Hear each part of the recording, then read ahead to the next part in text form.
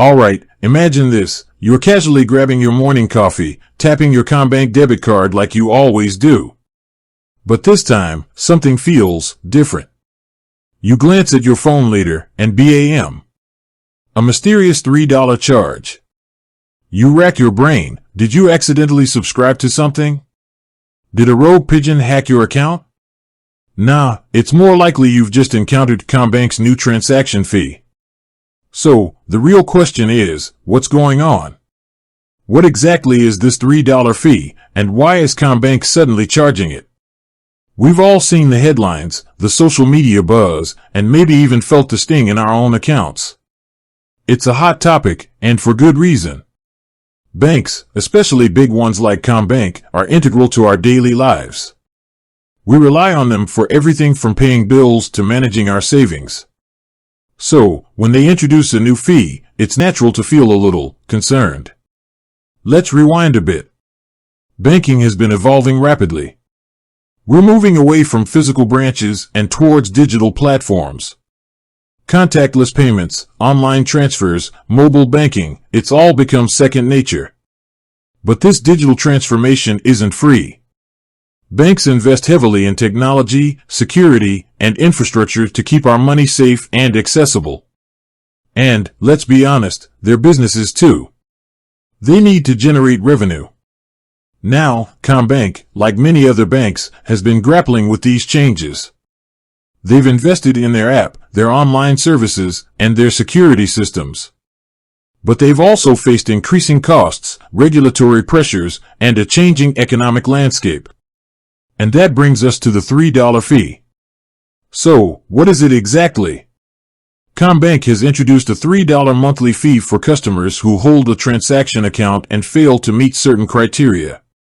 These criteria are designed to encourage customers to engage more actively with their accounts and utilize the bank's services. In essence, it's a fee for those who are considered inactive or low engagement users. But what does that actually mean? Well, the key element here is deposit activity. CommBank wants to see regular deposits into your transaction account. This could be your salary, regular transfers from another account, or even consistent cash deposits. The idea is to demonstrate that you're actively using the account as intended. Now, the specifics of these criteria can vary. It's not a one-size-fits-all situation. Factors like the type of account you hold, your age, and whether you're a student or pensioner can all influence whether you're exempt from the fee. For instance, if you're a student, you might be exempt from the fee regardless of your deposit activity. Similarly, pensioners and certain concession card holders might also be eligible for exemptions. And of course, if you maintain a certain balance in your account or have a home loan with CommBank, you're likely to be exempt as well. This is where things can get a bit complex. The exact details of the exemptions and criteria are available on CommBank's website and in their terms and conditions. But let's be real, who actually reads those? That's why we're here, to break it down for you. So, why is CommBank doing this? They argue that the fee is designed to encourage customers to make the most of their accounts and utilize the bank's services. They also argue that it helps to offset the costs of maintaining these accounts, particularly for those who are considered low engagement users. Critics, however, argue that the fee disproportionately affects vulnerable customers, such as those on low incomes or those who might not be as tech-savvy. They argue that it's another example of banks prioritizing profits over customer service. And let's not forget the psychological impact. A $3 fee might seem small, but it can create a sense of anxiety and distrust. Customers might feel like they're being nickel and dimed, and they might start to question whether they're getting value for their money. So, what can you do? The first step is to understand the criteria for the fee and determine whether you're likely to be affected. Check your account statements, review CommBank's terms and conditions, and if you're unsure, contact their customer service. If you're concerned about the fee, consider these options.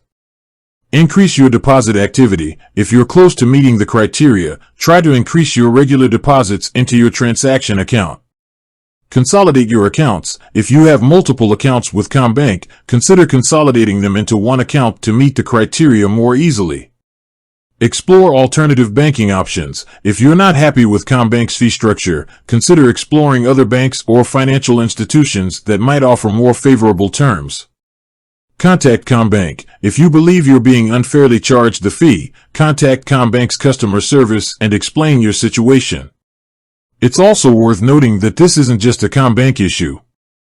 Other banks are also facing similar pressures and are likely to introduce similar fees or changes to their fee structures in the future. The banking landscape is changing, and we all need to be prepared to adapt. This $3 fee is a reflection of the broader challenges facing the banking industry. It's a reminder that we need to be proactive about managing our finances and staying informed about the changes that affect us. It's also a reminder that we have choices. We can choose to stay with our current bank, or we can explore alternative options. Ultimately, the decision of whether or not to stay with CommBank is a personal one. It depends on your individual circumstances, your banking needs, and your tolerance for fees. But whatever you decide, it's important to be informed and to make a decision that's right for you. We've covered the basics of CommBank's new $3 transaction fee, the reasons behind it, and what you can do about it. But remember, this is just a snapshot of a complex issue.